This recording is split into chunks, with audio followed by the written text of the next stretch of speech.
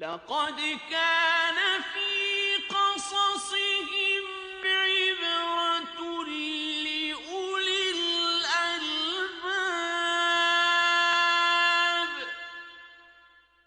ان کے قصے میں عقل مندوں کے لیے عبرت ہے۔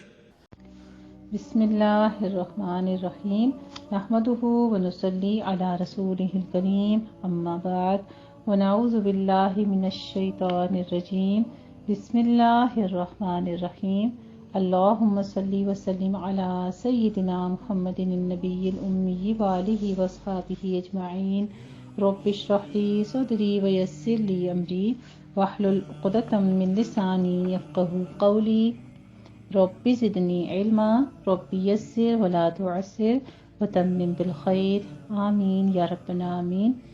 الحمدللہ جی، ہم پڑھ رہے ہیں قصص القرآن جلد اول۔ تو آج ہم پڑھیں گے اس میں حضرت ابراہیم علیہ السلام کا قصہ، اور جانیں گے ابراہیم علیہ السلام کے شجرہ کے بارے میں، ان کی مراحل جتنے بھی زندگی کے گزرے تھے، نبوت کا، اس سے پہلے کا، ان کی پرورش کا، اور پھر ان کی آگے تبلیغ کے ذرائع جو تھے۔ سب سے پہلے اللہ سبحانہ وتعالیٰ کی حمد و ثنا بیان کرتی ہوں۔ الحمدللہ حمدا کثیرا طیبا مبارکا فیہ، ملء السماوات وملء الأرض وملء ما شاء من شيء بعد، الحمد لله على نعمه الكثيرة وعطائه الجزيل وفضله العميم، أحمده سبحانه حمدا يليق بعظمته ويوافي جوده وكرمه، لا إله إلا الله وحده لا شريك له، المتفرد بالعطاء والكرم۔ تمام قسم کی تعریف اللہ کے لیے ہے، بہت زیادہ پاکیز حمد اور بابرکت تعریف آسمانوں اور زمین کو بھر کے، اور ان کے بعد جو وہ چاہے اس کو بھر کے۔ تمام قسم کی حمد اللہ کے لیے ہے، اس کی بے شمار نعمتوں پر، اس کے بھاری عطیات پر، اور اس کے فضل و مہربانی پر جو اس کی تمام مخلوق کو شامل ہے۔ میں اللہ سبحانہ وتعالیٰ کی ایسی حمد بیان کرتی ہوں جو اس کی عظمت کے لائق ہے، اور جو اس کی سخاوت اور فضل و کرم کے اوپر پورا اترنے والی ہے۔ اللہ سبحانہ وتعالیٰ کے سوا کوئی معبود برحق نہیں، وہ اکیلا ہے، اس کا کوئی شریک نہیں، وہ عطا کرنے والا ہے اور کرم نوازی کرنے میں بالکل اکیلا ہے۔ الحمدللہ، بے شک اس بات میں کوئی شک نہیں کہ یہ سب تعریف اللہ کے لیے ہے۔ الحمدللہ جی، آج ہم پڑھیں گے انشاءاللہ تعالی حضرت ابراہیم علیہ السلام کا قصہ، جس میں ہم پڑھیں گے انشاءاللہ نسب ابراہیمی، یعنی ابراہیم علیہ السلام کا شجر نسب، اور آزر کی تحقیق۔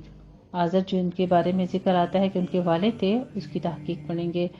پھر ہم پڑھیں گے مستشرقین کے ہر رسائی کا جواب، قرآن عزیز میں حضرت ابراہیم علیہ السلام کا تذکرہ، ابراہیم علیہ السلام کا بتوں کے ساتھ معاملہ کیا ہوا، اسلام کے متعلق باپ سے مناظرہ کیسے کیا انہوں نے، قوم سے مناظرہ اور محاکمہ، بادشاہ وقت سے مناظرہ، سکونت اور قیام ان کی وہ کہاں تھی اس کے بارے میں جانیں گے، اور قوم کی ہدایت کے لیے کس قدر اضطراب تھا وہ۔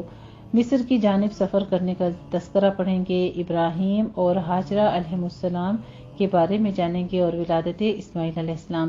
پھر سارہ اور ہاجرہ رضی اللہ تعالیٰ عنہما اور سنت اور ختنہ کے بارے میں پڑھیں گے، عرض حجاز اور ہاجرہ رضی اللہ تعالیٰ عنہ اور اسماعیل علیہ السلام کے بارے میں۔ پھر ہم پڑھیں گے اسحاق علیہ السلام کے بارے میں، اور بنائے کعبہ کے بارے میں چند اہم نتائج انشاءاللہ تعالی۔ سب سے پہلے ہم پڑھتے ہیں حضرت ابراہیم علیہ السلام کا نسب نامہ۔ حضرت ابراہیم علیہ السلام کا نسب نامہ تورات میں اس طرح مذکور ہے: ابراہیم علیہ السلام خلیل اللہ بن تارخ بن ناحور بن ساروخ بن راعو بن فالح بن عابد بن شالح بن ارفحشد بن سام بن نوح علیہ السلام۔ یہ تصریح تورات اور تاریخ کے مطابق ہے، مگر قرآن عزیز نے ان کی والدہ کا نام، ان کے والد کا نام آزر بتایا ہے۔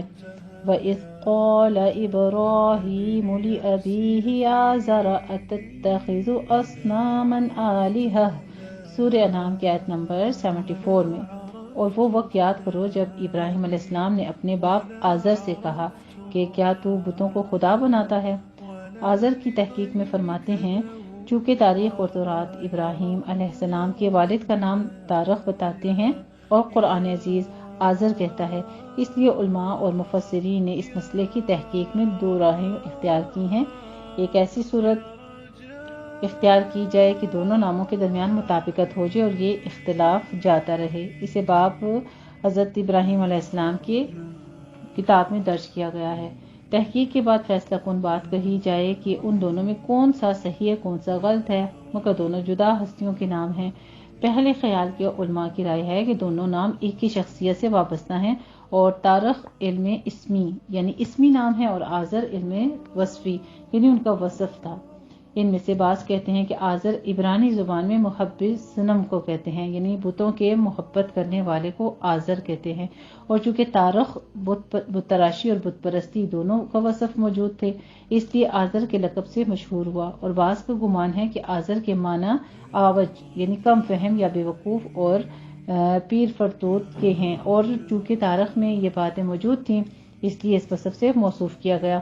قرآن عزیز نے اسی مشہور وصفی علم کو بیان کیا ہے۔ سہیلی رحمہ اللہ تعالیٰ نے روز الانف میں اسی کو اختیار کیا ہے، اور دوسرے خیال کے علماء کی تحقیق یہ ہے کہ آزر اس بت کا نام ہے تارخ جس کا پجاری اور مہنت تھا۔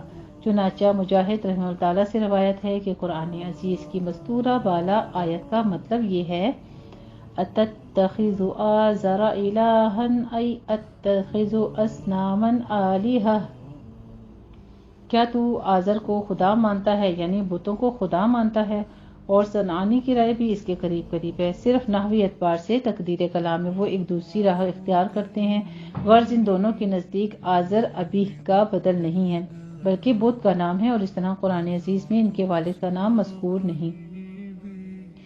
ایک مشہور قول یہ بھی ہے کہ حضرت ابراہیم علیہ السلام کے والد کا نام تارخ تھا اور چچا کا آزر، اور چونکہ آزر ہی نے ان کی تربیت کی تھی اور بمنزلِ اولاد کے پالا تھا اس لیے قرآن عزیز میں آزر کو باپ کہہ کر پکارا گیا ہے، جیسے کہ نبی کریم صلی اللہ علیہ وآلہ وسلم کا ارشاد بھی ہے العم سنو ابیہ، چچا باپ ہی کی طرح ہے۔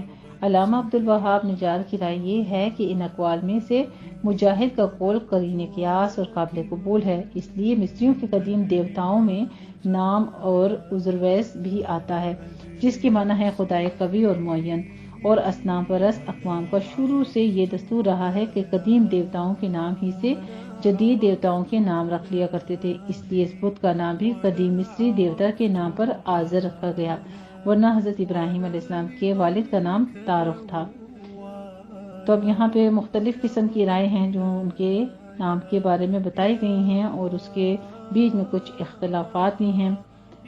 آگے ہم دیکھتے ہیں سورہ مریم کے احوال میں اراغب انت عن آلہتی یا ابراہیم لئن لم تنتہ لأرجمنک واہجرنی ملیا۔ سورہ مریم آیت نمبر 46 میں فرماتے ہیں اے ابراہیم کیا تو میرے خداؤں سے بیزار ہے؟ تو اگر اس حرکت سے باز نہ آیا میں تجھ کو سنسار کر دوں گا اور جا میرے سامنے سے دور ہو جا۔ یہ ان کے والد کا ان کے ساتھ کلام تھا۔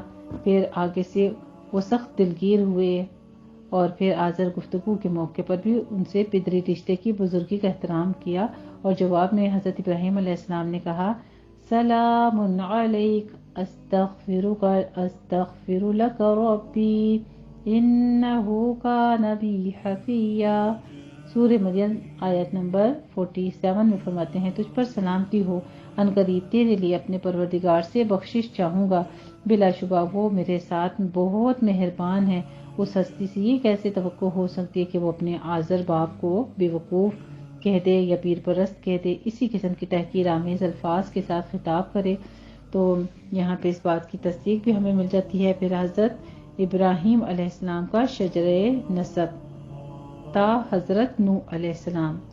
تورات اور تاریخ نے حضرت ابراہیم علیہ السلام سے حضرت نوح علیہ السلام تک نسب کی جو کڑیاں شمار کرائی ہیں وہ درج ذیل ہیں۔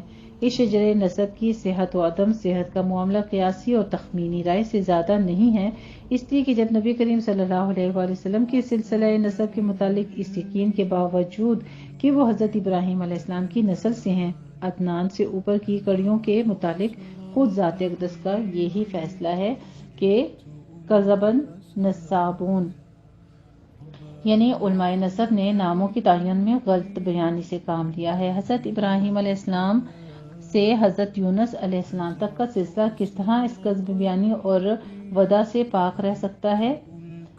نام دیکھیے، اب یہاں پہ میں آپ کو والد کا نام بتاتی ہوں۔ پہلے جو ان کی ترتیب میں آتے ہیں ابراہیم علیہ السلام کے اوپر والدوں میں، پھر ان کے والد کا نام اور ان کے بیٹوں کی پیدائش کے بارے میں تذکرہ ہے۔ سام ہے جو کہ حضرت نوح علیہ السلام کے بیٹے تھے، پھر ارفحشد ہے جو کہ سام کے بیٹے تھے، پھر اسی طرح سے ان کا بیٹا شالح ہوا، ان کے بیٹے آبر تھے، پھر آبر کا بیٹا فالج تھا، پھر فالج کے آگے راؤ، اور راؤ سے سروج، اور اس سے ناہور، اور اس سے آزر یعنی تارخ، اور پھر ابراہیم علیہ السلام پیدا ہوئے۔ تو ان اعداد و شمار کے مطابق حضرت ابراہیم علیہ السلام کی ولادت سے حضرت نوح علیہ السلام تک 890 سال ہوتے ہیں، اور جبکہ حضرت نوح علیہ السلام کی کل عمر 950 سال بتائی جاتی ہے۔ تو اس کی یہ معنی ہے کہ حضرت ابراہیم علیہ السلام نے حضرت نوح علیہ السلام کی عمر کے 60 سال پائے، بس یہ اپنے والد کی صرف 60 سال پائے، اور وہ دونوں اس مدت کے اندر معاصر رہے ہیں، اور یہ بلا شبہ بے سر و پا بات اور قطعاً غلط اور مہمل ہے، اس لیے کہ یہ ماننا پڑے گا کہ تورات کے ایک اعداد و شمار محض خود تراشیدہ کہانیوں اور حقائقوں سے زیادہ حیثیت نہیں رکھتے، اور وہ واقعہ بھی یہی ہے کہ قدیم زمانے میں یہود کے یہاں تاریخ کا باب اسی قسم کی حقائق اور روایات پر قائم رہا، اور اسی میں تاریخی حقائق اور زمانوں کے تضاد اور اختلافات کا مطلق لحاظ اور پاس نہیں رکھا گیا۔ یعنی کافی ساری باتیں ایسی ہیں جو تورات وغیرہ میں اب ان کو یعنی اپنی قیاس سے بھی کی گئی ہیں۔ پھر ہم دیکھتے ہیں مستشرقین یورپ کی ہرزہ سرائی۔ مستشرقین یورپ کی ایک جماعت اسلام دشمنی میں یہ تولہ رکھتی ہے، اور بغض اور اناد کے مشتعل آگ میں حقائق اور واقعات کے انکار پر آمادی ہو جاتی ہیں۔ چنانچہ اس قسم کے مواقع میں جہاں قرآن عزیز کے خلاف بے دلیل ان کی تنقید کی تلوار چلتی رہتی ہے، ایک موقع پر حضرت ابراہیم علیہ السلام کی شخصیت کا اس طرح بھی دائرہ جو ہے وہ معرف کرتے ہیں اسلام میں، حوالہ نقل کرتے ہیں کہ سب سے پہلے اس پر یہ دعویٰ کیا گیا ہے کہ قرآن مجید میں ایک عرصے تک ابراہیم علیہ السلام کی شخصیت کعبہ کے بانی اور دین حنیف کے ہادی کی حیثیت سے روشنی میں نہیں آئی، البتہ عرصے دراز کے بعد ان کی شخصیت کو ان صفات کے ساتھ متصف کر دیا گیا ہے۔ اس نے کہا قرآن پاک میں جس قدر مکی آیات اور صورتیں ان میں سے کسی قسم کی کسی مقام پر حضرت اسماعیل علیہ السلام اور ابراہیم علیہ السلام کے ساتھ رشتہ نظر نہیں آتا تو ان کو اول المسلمین بتایا گیا ہے، بلکہ وہ صرف ایک نبی اور پیغمبر کی حیثیت سے نظر آتے ہیں۔ پھر ہم دیکھتے ہیں حضرت ابراہیم علیہ السلام کے بارے میں کہ ابراہیم علیہ السلام مکی ہیں۔ اس کی آیت کا نزول ہجرت سے قبل مکہ ہی میں ہوا، اور وہ حسب ذیل حقائق کا اعلان کرتی ہے۔ حضرت ابراہیم علیہ السلام عرب حجاز کے اندر قیام پذیر ہیں، اور اللہ کے رسول کی حیثیت سے خود کو اپنی اولاد کو بت پرستی سے بچنے اور اس مقام کو امن عالم کا مرکز بنانے کی دعا بھی کرتے ہیں، جیسا کہ سورہ ابراہیم کی آیت یہاں پہ درج ہے، آیت نمبر 35، رَبِّ اجْعَلْ هَٰذَا الْبَلَدَ آمِنًا وَجُنُبْنِي وَبَنِيَّ أَن نَّعْبُدَ الْأَصْنَامَ۔ اے پروردگار، اس شہر مکہ کو تو امن کا مرکز بنا، اور مجھ کو اور میری اولاد کو بتوں کی پرستی سے دور رکھ۔ پھر سورہ ابراہیم کی آیت 36 ہے، اے میرے پروردگار، بلا شبہ انہوں نے یعنی بتوں نے بہت سے لوگوں کو گمراہ کر دیا ہے، پس جو شخص میری پیروی کرے وہ میری جماعت میں سے ہے، اور جو میری نافرمانی کرے پس بلا شبہ تو بخشنے والا ہے، رحم فرمانے والا ہے۔ حضرت ابراہیم علیہ السلام اقرار کرتے ہیں کہ سرزمین حجاز جو عرب کا قلب ہے انہی کی اولاد سے آباد ہوئی، اور انہوں نے ہی اس کو بسایا ہے، اور وہی اس چٹیل میدان میں بیت الحرام یعنی کعبہ کے مؤسس ہیں۔ فرماتے ہیں سورہ ابراہیم کی آیت کہ اے میرے پروردگار، بے شک میں نے اپنی بعض ذریت کو اس بن کھیتی کی سرزمین میں تیرے گھر یعنی کعبہ کے نزدیک آباد کیا ہے۔ اے ہمارے پروردگار، یہ اس لیے تاکہ وہ نماز قائم کریں، بس تو لوگوں میں سے کچھ کے دل اس طرف پھیر دے کہ وہ اس کعبہ کی بدولت ان کی جانب مائل ہو جائیں اور ان کو پھلوں سے رزق عطا کرنا، اور تاکہ یہ شکر گزار ہو جائیں۔ سبحان اللہ۔ یہ تھے حضرت ابراہیم علیہ السلام۔ حضرت ابراہیم علیہ السلام اور حضرت اسماعیل علیہ السلام حضرت اسحاق علیہ السلام کے والد تھے، اور یہی اسماعیل علیہ السلام اہل عرب کے باپ ہیں، اور حضرت ابراہیم علیہ السلام اپنے اور اپنی اولاد کے لیے ملت حنیفی کے شعار یعنی صلاۃ کی اقامت کی دعا کرتے ہیں۔ سورہ ابراہیم کی آیت نمبر 39 سے لے کر 41 یہاں پہ درج ذیل ہے۔ الحمدللہ الذی وہب لی علی الکبر اسماعیل و اسحاق ان ربی لسمیع الدعاء رب اجعلنی مقیم الصلاة ومن ذریتی ربنا وتقبل دعاء ربنا اغفر لی ولوالدی وللمؤمنین یوم یقوم الحساب۔ سب تعریف اللہ کے لیے ہے جس نے مجھ کو بڑھاپے میں اسماعیل اور اسحاق بخشے، بلا شبہ میرا پروردگار ضرور دعا کا سننے والا ہے۔ اے میرے پروردگار، مجھ کو اور میری اولاد کو نماز قائم کرنے والا بنا دے۔ اے ہمارے پروردگار، ہماری دعا سن۔ اے ہمارے پروردگار، تو مجھ کو اور میرے والدین کو اور کل مومنوں کو قیام حساب کے وقت یعنی قیامت کے روز بخش دینا۔ سبحان اللہ۔ تو ان آیات کا مطالعہ کرنے کے بعد کیا ایک لمحے کے لیے بھی کسی شخص کو یہ جرت ہو سکتی ہے کہ وہ ان لوگوں اور بے سروپا دعووں کو تصدیق کرے جن کو مستشرقین یورپ نے اپنی جہالت یا ارادی جھوٹ کے ساتھ علمی تنقید کا عنوان بنایا ہے؟ کیا یہ آیات مکی نہیں ہیں؟ مکی ہیں تمام آیات۔ پھر سورہ انعام کی آیت مبارکہ میں فرماتے ہیں بلا شبہ میں اپنے چہرے کو اسی ذات کی طرف جھکاتا ہوں جو آسمان اور زمین کا پیدا کرنے والا ہے، اور میں شرک کرنے والوں میں سے ہرگز نہیں ہوں۔ اسی طرح سورہ انعام میں حضرت ابراہیم علیہ السلام فرماتے ہیں اے محمد کہہ دو بلا شبہ مجھ کو میرے رب نے سیدھی راہ کی ہدایت دی ہے جو کج مجرا سے الگ صاف اور سیدھا دین ہے، ملت ہے ابراہیم کی جو تھے ایک خدا کی طرف جھکنے والے اور نہ تھے وہ مشرکوں میں سے۔ پھر ہمارے پاس سورہ نحل کی آیات مبارکہ آتی ہیں بے شک ابراہیم تھا راہ ڈالنے والا، حکم بردار، صرف ایک خدا کی طرف جھکنے والا، ایک اللہ کی طرف جھکنے والا، اور نہ تھا وہ شرک کرنے والوں میں سے۔ سورہ نحل کی آیت ہے پھر وہی کی ہم نے تیری جانب اے محمد صلی اللہ علیہ وآلہ وسلم اس بات کی کہ تو پیروی کر اس ابراہیم کی ملت کی جو صرف خدا واحد کی جانب جھکنے والا ہے اور نہیں وہ مشرکوں میں سے۔ الحمدللہ یہ تمام دلائل قرآن مجید سے ثابت ہیں کہ حضرت ابراہیم علیہ السلام کسی قسم کا شرک نہیں کرتے تھے۔ وہ ایسے دور میں ایسے مقام پر ضرور پیدا ہوئے تھے جہاں پہ کفر و شرک بہت وسیع پھیل چکا تھا، لیکن ابراہیم علیہ السلام ملت حنفی پر تھے۔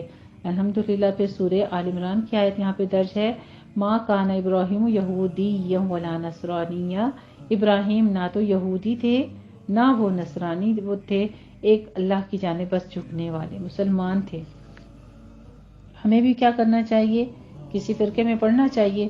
ہمیں بھی حضرت ابراہیم علیہ السلام کی سنت کو فالو کرنا چاہیے کہ ہمارا دین اسلام ہے اور ہم مسلمان ہیں، ہمارا رب ایک ہے، ہمارا نبی ہے ایک، لیکن ہم تمام انبیاء علیہ السلام پر ایمان رکھتے ہیں۔ ہماری کتاب قرآن ہے لیکن ہم تمام کتب پر ایمان رکھتے ہیں، جتنے صحیفے قرآن اللہ سبحانہ تعالیٰ کی طرف سے نازل ہوئے وہ سب برحق ہیں۔ پھر سورہ نور کی آیت یہاں پر درج ہے اور ساتھ میں فرماتے ہیں سورہ قصص میں لِتُنذِرَ قَوْمًا مَّا أَتَاهُم مِّن نَّذِيرٍ مِّن قَبْلِكَ، تاکہ تو اے محمد ڈرائے ایسی قوم کو کہ نہیں آیا ان کے پاس تجھ سے پہلے کوئی ڈرانے والا۔ وہ کہتے ہیں کہ اگر ابراہیم اور اسماعیل علیہ السلام عرب کے پیغمبر ہوتے تو قرآن عزیز اس امت عربیہ کے متعلق اس طرح محمد صلی اللہ علیہ وسلم سے خطاب نہ کرتا۔ ان کچھ باتوں میں پھر جو وہاں کے لوگ ہیں وہ اختلافات کرتے ہیں، تو اسی کے بارے میں سورہ اعراف کی آیت مبارک فرما دی قالوا وجدنا عليه آباءنا والله أمرنا بها، مشرکین نے کہا ہم نے اسی بت پرستی پر اپنے باپ دادا کو پایا ہے اور اللہ نے ہم کو اسی کا حکم دیا ہے۔ تب قرآن عزیز نے ان باطل عقائد کی نفی کر دی ہے کہ ایسا طریقہ اختیار نہیں کرنا چاہیے۔ پھر سورہ اعراف کی آیت مبارکہ درج ذیل ہے، بلا شبہ اللہ تعالیٰ بےہودہ خرافات کا حکم نہیں دیا کرتا۔ اے مشرکین، کیا تم اللہ کے ذمہ وہ باتیں لگاتے ہو جو تم نہیں جانتے؟ آگے پھر ہمیں سورہ صافات کی آیت جو ہے وہ بھی اس کی تصدیق میں بیان کر دی گئی ہے، اور سورہ صافات کے بعد ہمیں یہاں پہ ذکر ملتا ہے سورہ آقاہ میں بھی کہ اللہ کے ساتھ کوئی شرکت نہیں ہے۔ اس سے پہلے کوئی کتاب اگر تمہارے پاس ہے جو اس دعوے کا تصدیق کرتی ہو اور لے آؤ، یا علم اولین میں سے کوئی بقیہ علم تمہارے پاس ہو تو وہ پیش کر دو۔ یعنی ایک چیلنج بھی کیا گیا ہے جس دین پر حضرت ابراہیم علیہ السلام تھے اس کے بارے میں۔ پھر قرآن مجید سورہ نساء میں فرماتا ہے افلا یتدبرون القرآن، کیا انہوں نے قرآن عزیز پر غور نہیں کیا؟ وَلَوْ كَانَ مِنْ عِنْدِ غَيْرِ اللَّهِ لَوَجَدُوا فِيهِ اخْتِلَافًا كَثِيرًا، اور اگر وہ ہوتا اللہ کے سوا کسی اور کا کلام تو ضرور پاتے اس میں بہت سارے اختلافات۔ لہٰذا قرآن عزیز کے خلاف کسی قسم کا پروپیگنڈا کرنا، قرآن مجید کی دعاؤں کو غلط سمجھنا یا کسی اور طرح سے دلائل پیش کرنا، کوئی کسی قسم کا جو ہے اس کے طرز عمل کا انکار کرنا کیا ہے؟ باطل اور افتراء ہے۔ آگے فرماتے ہیں سورہ نساء میں تصدیق کرتے ہیں وَدُّوا لَوْ تَكْفُرُونَ كَمَا كَفَرُوا فَتَكُونُونَ سَوَاءً، یہ منکرین قرآن و اسلام میں یہ خواہش رکھتے ہیں کہ کاش تم بھی ان کی طرح منکر بن جاؤ تاکہ وہ اور تم سب یکساں ہو جاؤ۔ اس لیے ان منکرین یعنی کافروں کے مقابلے میں مسلمانوں کا ہمیشہ ایک ہی جواب رہا ہے، آپ کے ساتھ کوئی بھی اگر کچھ شرک کر لے تو سنت کو کیا کرنا ہے؟ سنت کو فالو کرنا ہے۔ تذکرہ فرماتے ہیں یہاں پہ آیت قرآن مجید سورہ ال عمران کی رَبَّنَا لَا تُزِغْ قُلُوبَنَا بَعْدَ إِذْ هَدَيْتَنَا، اے ہمارے پروردگار ہمارے دلوں کو ہدایت یافتہ اور راہ یاب کرنے کے بعد کجی کی جانب مت مائل کرنا۔ الحمدللہ جی، حضرت ابراہیم علیہ السلام کا ذکر قرآن مجید میں، قرآن عزیز کی رشد و ہدایت کا پیغام چونکہ ملت ابراہیمی کا پیغام ہے، اس لیے اس نے جگہ جگہ حضرت ابراہیم علیہ السلام کا ذکر کیا ہے، اور جیسا کہ گزشتہ سطور میں کہا جا چکا ہے کہ حضرت ابراہیم علیہ السلام کا ذکر مکی اور مدنی دونوں قسم کی صورتوں میں موجود ہے۔ مندرجہ ذیل جدول ان تمام صورتوں اور آیتوں کو ظاہر کرتی ہے۔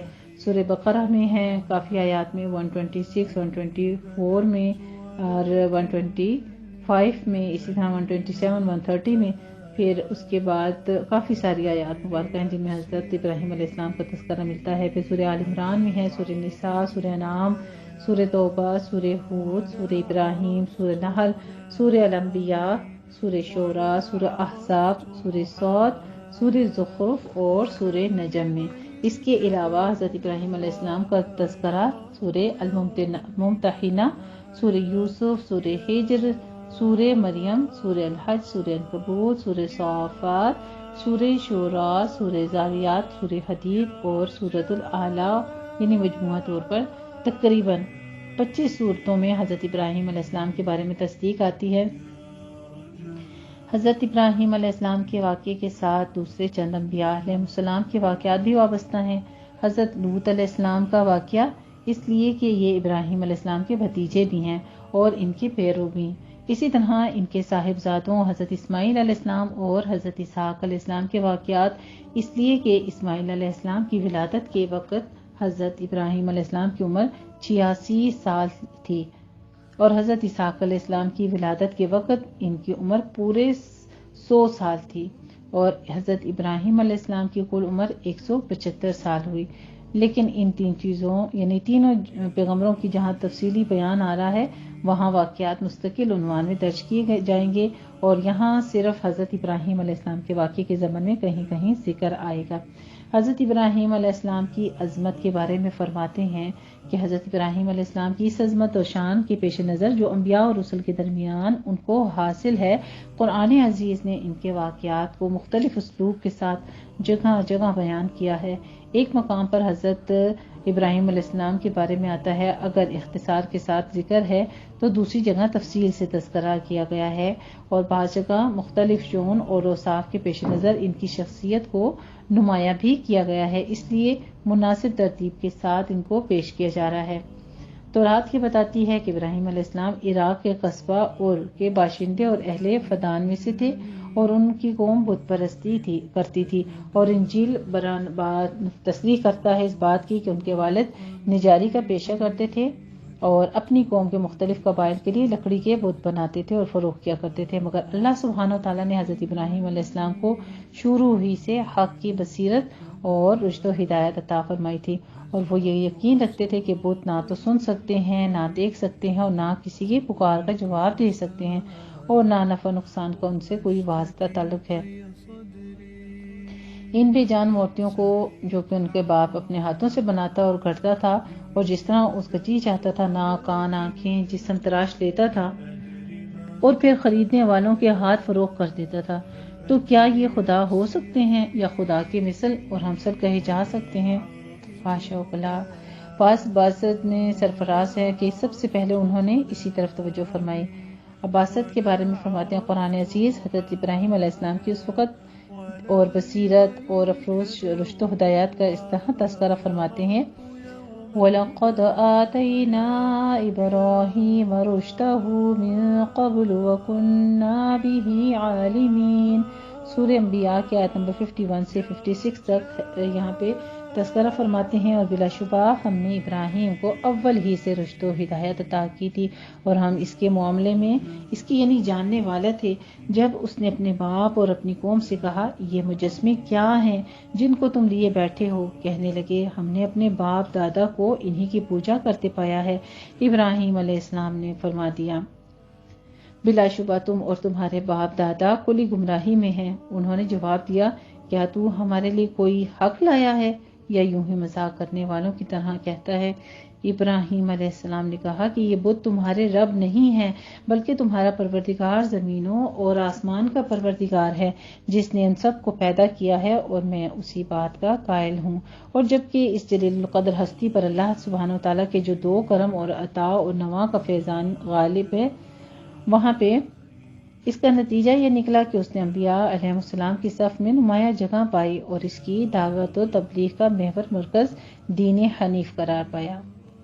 اس نے جب یہ دیکھا کہ قوم بت پرستی، ستارہ پرستی اور مظاہرہ پرستی میں اس قدر منہمک ہے کہ خدائے برتر کی قدرت اور متعلقہ اور اس کی احادیث اور سمدیت کا تصور بھی ان کے قلوب میں باقی نہیں رہا، اور ان کے لیے اللہ کی وحدانیت کے عقیدے جو ہیں وہ زیادہ سے زیادہ حیران کن بات لگنے لگی ان کو، تب ان سے کم تر ہمت جو تھے ان کی ذات واحد کے بھروسے پر ان کے سامنے دین حق کا پیغام رکھا گیا، اور اعلان کیا، اے قوم، یہ کیا ہے جو میں دیکھ رہا ہوں کہ تم اپنے ہاتھ سے بنائے ہوئے بتوں کی پرستش میں مشغول ہو؟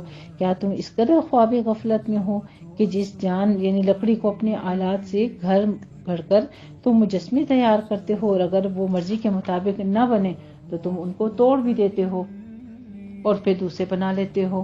یعنی اتنا کچھ جاننے کے بعد قوم جو یہ سب کچھ کر رہی ہے، تو ابراہیم علیہ السلام اپنی قوم کے لیے کس قدر پریشان ہوں گے۔ باپ کو دعوت اور اسلام کے بارے میں ترغیب دینا اور باپ بیٹے کے مناظرے کا تذکرہ۔ حضرت ابراہیم علیہ السلام دیکھ رہے تھے کہ شرک کا سب سے بڑا مرکز خود ان کے اپنے گھر میں قائم ہے، اور آزر کی بت سازی، بت پرستی جو تھی، پوری قوم کے لیے مرجع اور محور بنی ہوئی ہے۔ اس لیے فطرت کا تقاضا ہے کہ دعوت حق اور پیغام صداقت کے ادا فرض کی ابتدا گھر سے ہی ہونی چاہیے۔ اس لیے حضرت ابراہیم علیہ السلام نے سب سے پہلے اپنے والد آزر ہی کو مخاطب کیا اور فرمایا، اے باپ، اے میرے والد، پیار سے پکارا یا بتی کہہ کر، کہا، خدا پرستی اور معرفت الہی کیسے جو دو راستے ہیں تو نے اختیار کر لیا ہے، اس میں سے بت پرستی کو، اور جس کو آباء و اجداد کا قدیم راستہ بتلاتا ہے، یہ گمراہی اور باطل پرستی کی راہ ہے، اور صراط مستقیم اور راہ حق صرف وہی ہے جس کی دعوت میں دے رہا ہوں۔ اے میرے ابا جان، توحید ہی سرچشمہ نجات ہے، نہ کہ تیرے ہاتھ کے بنائے ہوئے بت۔ ان بتوں کی پرستش اور عبادت اس راہ کو چھوڑ کر اور توحید حق کی راہ کو مضبوطی کے ساتھ اختیار کرتا رہے، تاکہ تجھ کو خدا کی رضا اور دنیا آخرت کی سعادت حاصل ہو۔ مگر افسوس کہ آزر پر حضرت ابراہیم علیہ السلام کی اس پند و نصیحت کا مطلق کوئی اثر نہ ہوا، بلکہ انہوں نے قبول حق کی بجائے آزر نے اپنے بیٹے کو دھمکانا شروع کیا۔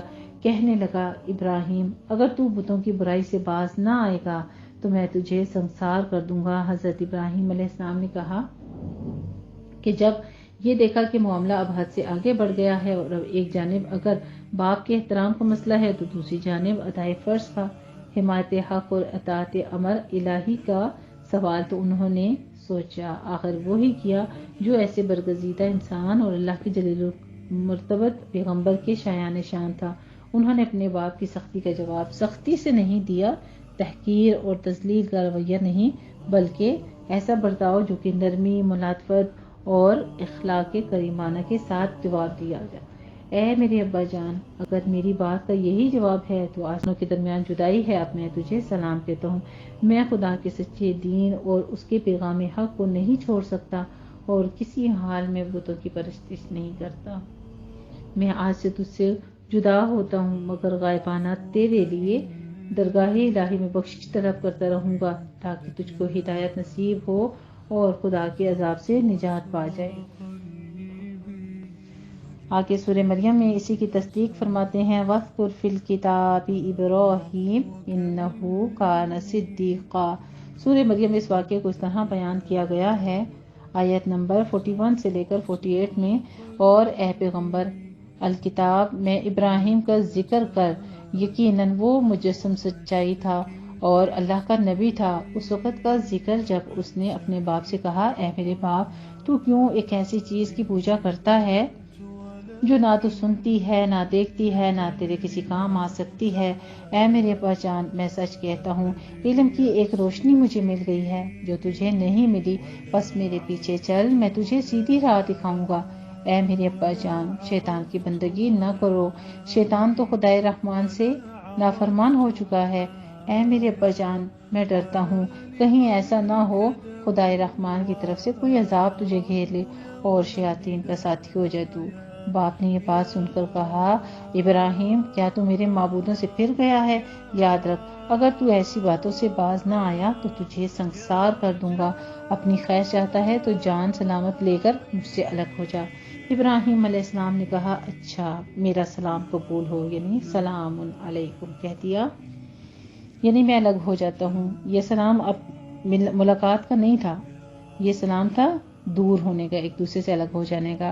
اب میں اپنے پروردگار سے تیری بخشش کی دعا کروں گا، وہ مجھ پر بڑا ہی مہربان ہے۔ میں نے تم سب کو چھوڑا اور انہیں بھی جنہیں تم اللہ کے سوا پکارتے ہو، میں اپنے پروردگار کو پکارتا ہوں، امید سے اپنے پروردگار کو پکار کے میں محروم ثابت نہیں ہوں گا۔ اور سورہ انعام میں آزر کو حضرت ابراہیم علیہ السلام کی نصیحت کا ذکر اس طرح کیا گیا ہے، سورہ انعام آیت نمبر 74 میں، وَإِذْ قَالَ إِبْرَاهِيمُ لِأَبِيهِ آزَرَ أَتَتَّخِذُ أَصْنَامًا آلِهَةً إِنِّي أَرَاكَ وَقَوْمَكَ فِي ضَلَالٍ مُبِينٍ۔ اور وہ وقت یاد کر جب ابراہیم علیہ السلام نے اپنے باپ آزر سے کہا، کیا ٹھہراتا ہے تو بتوں کو خدا کے علاوہ؟ میں تجھ کو اور تیری قوم کو کھلی ہوئی گمراہی میں دیکھتا ہوں۔ آگے پھر ہم قوم کو دعوت اور اسلام کے کچھ مناظرے پڑھتے ہیں انشاءاللہ تعالی۔ آگے ہمارے پاس آ رہے ہیں قوم کو دعوت اسلام اور اس سے مناظرہ۔ باپ اور بیٹے کے درمیان جب اتفاق کی کوئی صورت نہ بنی اور آزر نے کسی طرح ابراہیم علیہ السلام کی رشد و ہدایت کو قبول نہ کیا تو حضرت ابراہیم علیہ السلام نے آزر سے جدائی اختیار کر لی اور اپنے دعوت حق اور پیغام رسالت کو وسیع کر دیا، اور اب صرف آزر ہی مخاطب نہ رہا بلکہ پوری قوم مخاطب بنا دیا۔ مگر قوم اپنے باپ دادا کے دین کو کب چھوڑنے والی تھی؟ اس نے ابراہیم علیہ السلام کی ایک نہ سنی اور دعوت حق کے سامنے اپنے باطل معبودوں کی طرح گونگے، اندھے اور بہرے بنے رہے۔ ان کے کان موجود تھے مگر حق کی آواز کے لیے بہرے تھے، یعنی جیسے پتلیاں ہوتی ہیں، آنکھوں کے حلقوں میں زندہ انسان کی آنکھوں کی طرح حرکت ضرور کرتی تھی مگر حق کے بصارت سے وہ محروم تھی۔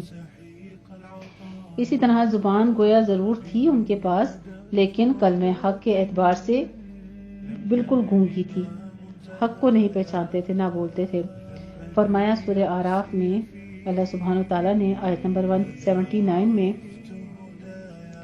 لَهُمْ قُلُوبٌ لَا يَفْقَهُونَ بِهَا وَلَهُمْ أَعْيُنٌ لَا يُبْصِرُونَ بِهَا وَلَهُمْ آذَانٌ لَا يَسْمَعُونَ بِهَا أُولَئِكَ كَالْأَنْعَامِ بَلْ هُمْ أَضَلُّ أُولَئِكَ هُمُ الْغَافِلُونَ۔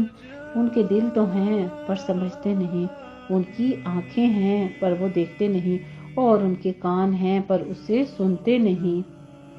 یہ چوپایوں کی طرح ہیں بلکہ ان سے بھی بے راہ ہیں، یہی ہیں جو غفلت میں سرشار ہیں۔ اور حضرت ابراہیم علیہ السلام نے زیادہ زور دے کر پوچھا کہ یہ تو بتاؤ کہ جن کی تم پرستش کرتے ہو کہ تم کو کسی قسم کا بھی نفع یا نقصان پہنچاتے ہیں؟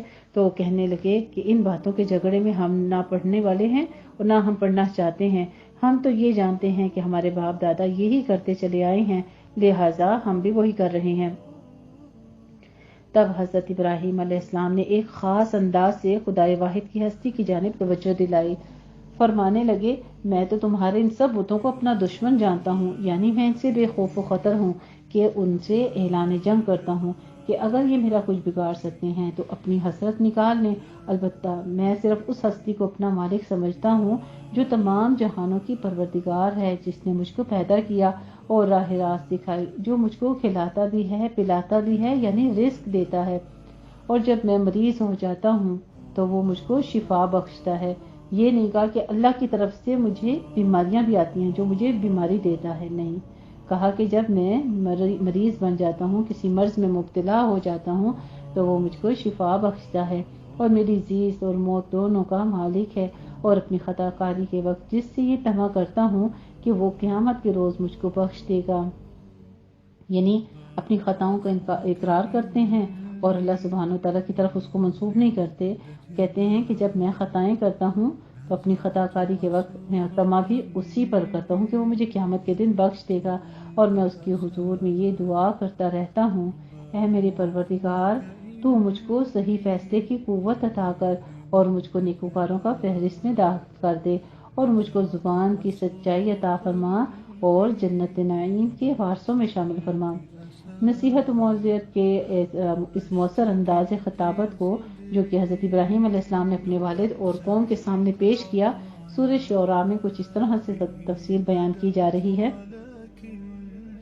سورہ شعراء کی آیت نمبر 69 سے 89 تک، وَاتْلُ عَلَيْهِ نَبَأَ إِبْرَاهِيمَ إِذْ قَالَ لِأَبِيهِ وَقَوْمِهِ مَا تَعْبُدُونَ الى آخر ہیں یہ آیات مبارکہ، آخری آیت اسی الا من اتی اللہ بقلب سلیم، اور سنا دے ان کو خبر ابراہیم کی جب کہا اپنے باپ کو اور اپنی قوم کو تم کس کو پوچھتے ہو؟ وہ بولے ہم پوچھتے ہیں مورتیوں کو، پھر سارا دن انہی کے پاس لگے بیٹھے رہتے ہیں۔ کہا کچھ سنتے ہیں تمہارا؟ کہا جب تم پکارتے ہو یا کچھ بھلا کرتے ہو تمہارا یا برا؟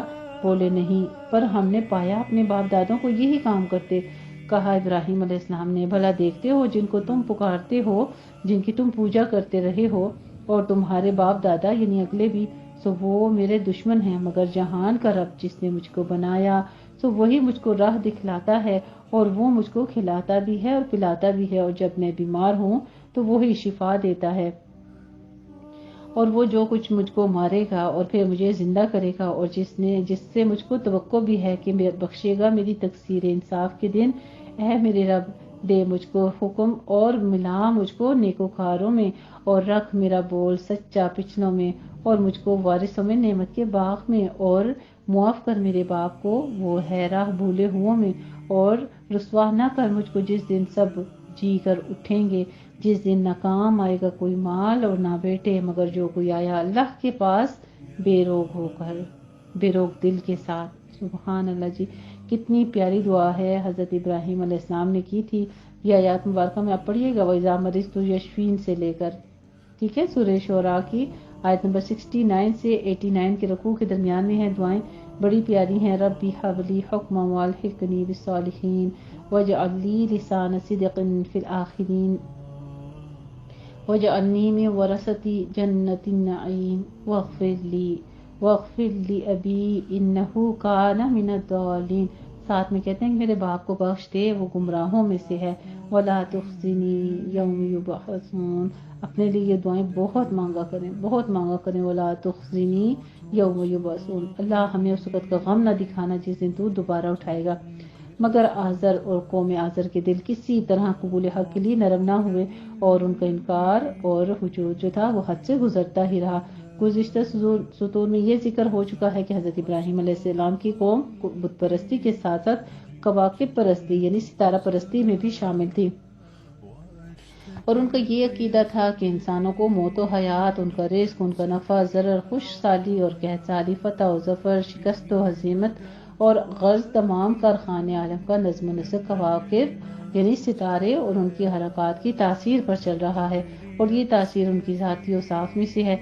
जैसे आप देखें आजकल के वक्त में भी लोग सितारों पे बहुत ज़्यादा बिलीव करते हैं। अखबार जहां में अक्सर ये सितारे के आज का दिन का आपका सितारा क्या करेगा, ये सारा एक उलूम है जिसके तहत जो है ना ये अखबार जहां वगैरह में लिखे होते हैं। तो फिर लोग अपने अपने स्टार्स को कलेक्शन करते हैं, अपने डेज को उस तरह से काउंट करते हैं और उसी अकीदे के मुताबिक अपनी ज़िंदगी बसर करें। हालांकि ये उलूम जो हैं सब बातिल हैं, इसलिए उनकी खुशनूदी ज़रूरी नहीं और इनकी ये परस्तिश जो है उसके बगैर भी मुमकिन नहीं। इसलिए हज़रत इब्राहीम अलैहिस्सलाम ने जिस तरह उनको उसके सुफला माबूदाने बातला की हकीकत और इशराफ करके राह हक की तरफ दावत दी, इसी तरह ज़रूरी समझा कि उनके अलवी माबूदाने बातला की बेसुबाती और फना के मंजर को पेश करके इस हकीकत से भी आगाह कर दे कि तुम्हारा ये ख्याल कतन गलत है कि इन चमकते हुए सितारों, चांद और सूरज की खुदाई ताकत हासिल है। नहीं, ये हरगिज़ नहीं है। ये ख्याल खाम है और बातिल अकीदे हैं। मगर ये बातिल परस्त जबकि अपने खुद साख्ता असनाम से इस कदर खाइफ थे कि उनको बुरा कहने वाले के लिए भी हर आन ये तसव्वुर करते थे कि वो इनके गज़ब में आकर बर्बाद और तबाह हो जाए। तो ऐसे ही ओहाम परस्तों के दिलों में बुलंद सितारों की परस्तिश के खिलाफ जज्बा पैदा करना कुछ आसान काम न था। इसलिए मुजद्दिद अंबिया इब्राहीम अलैहिस्सलाम ने इनके दिमागों के मुनासिब एक अजीब और दिलचस्प पैराया बनाया इख्तियार फरमा लिया। तारों भरी रात थी, एक सितारा खूब रोशन था। हज़रत इब्राहीम अलैहिस्सलाम ने उसको देखकर फरमाया, मेरा रब ये है। इसलिए कि अगर सितारे रबूबियत कर सकते हैं तो ये इन सब में मुमताज और रोशन है। लेकिन जब वो अपने वक्त मुकर्रर पर नजर से ओझल हो गया तो उसको ये मजाल ना हुई कि अपने परिस्तारों के लिए एक घड़ी और रोनुमाई कर सकता और निज़ाम कायनात से मुनहरिफ होकर अपने पूजने वालों के लिए ज़ियारत गाह बना रहता। तब हज़रत इब्राहीम अलैहिस्सलाम ने फरमाया, मैं छुप जाने वालों को पसंद नहीं करता, यानी जिस शय पर मुझसे भी ज्यादा तगय्युरात का असर पड़ता हो और जो जल्द अज जल्द इन असरात को कबूल कर लेता हो, वो मेरा माबूद क्यों कर हो सकता है। फिर निगाह उठाई तो देखा कि चांद आब व ताब के साथ सामने मौजूद है। उसको देखकर फरमाया, ये मेरा रब है, इसलिए कि ये खूब रोशन है और अपनी खनक और रोशनी से सारे आलम को बक़ये नूर बनाए हुए है। बस अगर कवाकिब को रब बनाना ही है तो इसी को क्यों न बनाया जाए, क्योंकि यही इसका ज्यादा मुस्तहिक नजर आता है। अब सुबह का वक्त होने लगा तो कमर यानी चांद भी मांद पड़ जाने और रूपोश हो जाने का वक्त आ पहुंचा था। जिस कदर तुलू आफ्ताब का वक्त करीब होता गया, चांद का जिस्म देखने वालों की आंखों से ओझल होने लगा। तो ये देखकर हजरत इब्राहीम अलैहिस्सलाम ने एक ऐसा जुमला फरमाया जिससे चांद के रब होने की नफी के साथ साथ खुदाए वाहिद की हस्ती की जानिब कौम की तवज्जो इस खामोशी के साथ फेर दी जाए कि कौम इसका एहसास भी कर सके और इस गुफ्तगू का जो ये मकसद वहीद है, यानी सिर्फ खुदाए वाहिद पर ईमान ले, वो इनके दिलों में बगैर कसद इरादे के पेवस्त हो जाए। फरमाया, अगर मेरा हकीकी परवरदिगार मेरी रहनुमाई न करता तो मैं भी जरूर गुमराह कौम ही में से हो जाता। बस इस कदर फरमाया और खामोश हो गए, इसलिए कि अभी सिलसिले की एक कड़ी और बाकी है और कौम के पास अभी मुकाबले के लिए एक और हथियार मौजूद था, इसलिए इसे ज्यादा कहना मुनासिब नहीं था। तारों भरी रात खत्म हुई, चमकते हुए सितारे और चांद सब नजर से उजल हो गए। क्यों? इसलिए कि अब आफताब आलम ताब का रुख रोशन सामने आ रहा था। दिन निकल आया और वो पूरी आबोताब से चमकने दमकने लगा, यानी सूरज अपने नेज़े पर चढ़ गया। इब्राहीम अलैहिस्सलाम ने इसको देखकर फरमाया, ये है मेरा रब। کیونکہ یہ کواکب میں سب سے بڑا ہے اور نظام فلکی میں اس سے بڑا ستارہ ہمارے سامنے دوسرا نہیں ہے، لیکن دن بھر چمکنے اور روشن رہنے اور تمام عالم کو روشن کرنے کے بعد وقت مقرر پر اس نے بھی عراق کی سرزمین سے پہلو بچانا شروع کر دیا اور شب جور آہستہ آہستہ سامنے آنے لگے اور آخر کار وہ نظروں سے غائب ہو گیا۔ تو اب وقت آ پہنچا کہ حضرت ابراہیم علیہ السلام اصل حقیقت کا اعلان کر دیں اور قوم کو لاجواب بنا دیں کہ ان کے عقیدے کے مطابق اگر ان کو کواکب کو ربوبیت اور معبودیت حاصل ہے تو اس کی کیا وجہ ہے؟ ہم سے بھی زیادہ اس میں تغیرات نمایاں ہیں اور یہ جلد جلد ان کے اثرات سے متاثر ہوتے ہیں، اور اگر معبود یعنی افواہوں سے پیدا ہو رہے ہیں، یعنی یہ جو جن کی کوئی حقیقت نہیں ہے، جس طرح چمکتے نظر آتے تھے اسی طرح کیوں چمکتے نہ رہے؟ چھوٹے ستاروں کی روشنی کو ماہتاب نے کیوں ماند کر دیا اور ماہتاب کے رخ روشن کو آفتاب نور نے کس لیے بے نور بنا دیا؟ بس اے میری قوم، میں ان مشرکانہ عقائد سے بری ہوں اور شرک کی زندگی سے بیزار۔ بلا شبہ میں نے اپنا رخ صرف اسی کی طرف کیا، اس کی جانب کر لیا جو آسمانوں اور زمین کا خالق ہے۔ میں حنیف ہوں اور مشرک نہیں ہوں۔ اب قوم سمجھی کہ یہ کیا ہوا۔ ابراہیم علیہ السلام نے ہمارے ہتھیار بیکار اور ہمارے تمام دلائل پامال کر دیے۔ اب ہم ابراہیم علیہ السلام کی اس مضبوط اور محکم برہان کو کس طرح رد کریں اور اس کی روشن دلیل کا کیا جواب دیں؟ وہ اس لیے بالکل عاجز اور درماندہ تھے، اور جب کوئی بس نہ چلا تو قائل ہونے اور صدائے حق کو قبول کر لینے کی بجائے ابراہیم علیہ السلام سے جھگڑنے لگے اور اپنے معبودان باطلہ سے ڈرانے لگے کہ وہ تیری توہین کا تجھ سے ضرور انتقام لیں گے اور تجھ کو اس کا خمیازہ بھگتنا پڑے گا۔ حضرت ابراہیم علیہ السلام نے فرمایا، کیا تم مجھ سے جھگڑتے ہو اور اپنے بتوں سے مجھ کو ڈراتے ہو؟ حالانکہ اللہ سبحانہ وتعالیٰ نے مجھ کو صحیح راہ دکھا دی ہے اور تمہارے پاس گمراہی کے سوا کچھ نہیں ہے۔ مجھے تمہارے بتوں کے متعلق کوئی پرواہ نہیں ہے، جو کچھ میرا رب چاہے گا وہی ہوگا، تمہارے بت کچھ بھی نہیں کر سکتے۔ کیا تم ان باتوں سے کوئی نصیحت حاصل نہیں کرتے ہو؟ تم کو تو خدا کی نافرمانی کرنے اور اس کے ساتھ بتوں کو شریک ٹھہرانے میں کوئی بھی خوف نہیں آتا، جس کے لیے تمہارے پاس ایک دلیل بھی ہے، اور مجھ سے یہ توقع رکھتے ہو کہ خدا واحد کا ماننے والا اور امن عالم کا ذمہ دار ہوں کہ تمہارے بتوں سے ڈر جاؤں گا۔ کاش کہ تم سمجھتے کہ کون مفسد ہے اور کون مصلح امن پسند ہے۔ صحیح امن کی زندگی اسی شخص کو حاصل ہے جو اللہ سبحانہ وتعالیٰ واحد پر ایمان رکھتا ہو اور شرک سے بیزار رہتا ہو، اور وہی راہ یاب ہے۔ بہرحال اللہ سبحانہ وتعالیٰ کی یہ وہ عظیم شان حجت تھی جو اس نے حضرت ابراہیم علیہ السلام کی زبان سے بت پرستی کے خلاف ہدایت اور تبلیغ کے بعد کواکب پرستی کے رد میں ظاہر فرمائی، اور ان کی قوم کے مقابلے میں ان کو روشن دلائل اور براہین کے ساتھ سربلندی عطا فرمائی۔